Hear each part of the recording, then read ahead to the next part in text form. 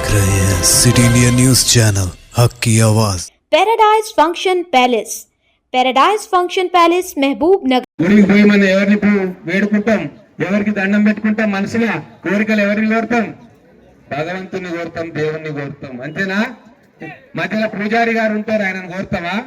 కోరము. మనం డైరెక్ట్ గా భగవంతుని మొత్తం కోరుకుంటాం. దేవుడా, నాకు మా పిల్లలకు చదివి, మా ఆయన ఆరోగ్యం బాగుండాలి, మా వ్యాపారాలు బాగుండాలి, పిల్ల పెళ్లి మంచి ఇంట్లో పడాలి, మా అమ్మాయి, ఇట్లాంటి కోరికలన్నీ మనం కోరుకుంటాం. అది భగవంతుని కోరుకుంటాం. ఎందుకంటే భగవంతునికి ఆ శక్తి ఉంది. భక్తుల కోరికలు తీర్చే శక్తి భగవంతునికి ఉంది. పూజారి ఏం చేస్తాడు? మీరు కోరుకునే మనసులో కోరుకునే కోరిక మంత్రాలు చదివి దేవునికి, అయ్యా మా భక్తులు వచ్చిండ్రు, వాళ్ళ కోరికలు నువ్వు తీర్చు స్వామి అని చెప్పి మంత్రాలు చెప్తాడు. గదే పూజారి పని.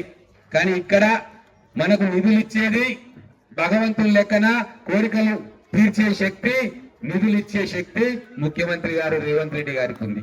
అంతేనా కాదా? టిఆర్ఎస్ పార్టీలో లేడు ఆయన, బీజేపీ పార్టీలో లేడు ఆయన, కాంగ్రెస్ పార్టీ ముఖ్యమంత్రి.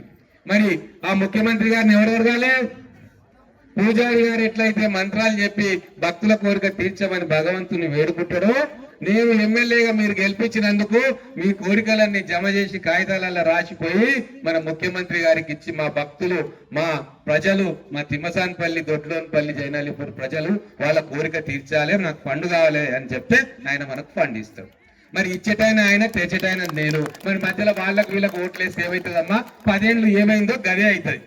కనీసం 10 ఏళ్ళప్పుడు అధికారంలో ఉండి వాళ్ళు చేయలే. మీరే అంటున్నారు ఏం డెవలప్మెంట్ కాలే మాకు ఈ గ్రామాలలో. మరి అధికారంలో ఎవరున్నారు? కాంగ్రెస్ పార్టీ ఉందా?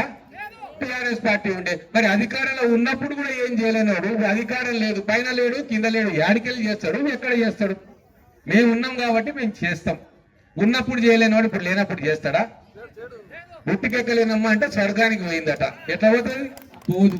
కాబట్టి మీరు జాగ్రత్తగా ఆలోచన చేయండి.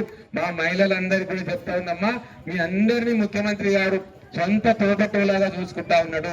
మీకు అన్ని పథకాలు మీ పేర్ల మీద ఇస్తున్నాడు. ఇందిరమ్మ ఇండ్లు మీ పేర్ల మీద ఇస్తున్నాడు. మీకు ఆర్టీసీ బస్సులు ఇస్తున్నాడు, సోలార్ ప్లాంట్ పెడుతున్నారు, వడ్డీ లేని రుణాలు ఒక్కొక్కరికి అందరికి ఇస్తా ఉన్నాడు. మహిళలను మంచిగా చేయాలని చెప్పి ముఖ్యమంత్రి గారు, కాంగ్రెస్ పార్టీ రాబోయే రోజుల్లో మహిళలకు ఇంకా వాళ్ళకి ఇచ్చే లోన్లు పెంచి వాళ్ళను కోటీశ్వరం చేయాలని చెప్పి ఒక 10 ఏళ్ల కాలంలో ఒక స్కీమ్లు కూడా తయారు చేస్తా ఉన్నారు. అలాగే మీ పిల్లల చదువు మీకు ఎంత శ్రద్ధనో మరి ఆ బళ్ళు చెప్పే దగ్గర మిమ్మల్ని చైర్మన్లుగా చేసినా లేదమ్మా? సంఘాలలో ఉన్న వాళ్ళకి తెలుస్తుంది. మన ఊర్లో ఉన్న బడులకు చైర్మన్ ఎవరు అంటే ఈ రోజు మహిళా సంఘాల అధ్యక్షులు దానికి చైర్మన్లే. పంతులు సరిగ్గా వస్తున్నారా లేదా, పిల్లలకు టాయిలెట్లు ఉన్నాయా, మంచినీళ్ళు ఉన్నాయా, క్లాస్ రూమ్లు ఉన్నాయా అని పర్యవేక్షించే బాధ్యతను మహిళలకు ఇచ్చిండ్రు. మహిళల మీద, అక్క చెల్లెళ్ల మీద అంత నమ్మకం ఉంచిన వ్యక్తి సీఎం గారు రేవంత్ రెడ్డి గారు, మా కాంగ్రెస్ పార్టీ, మేము ఎమ్మెల్యేలు.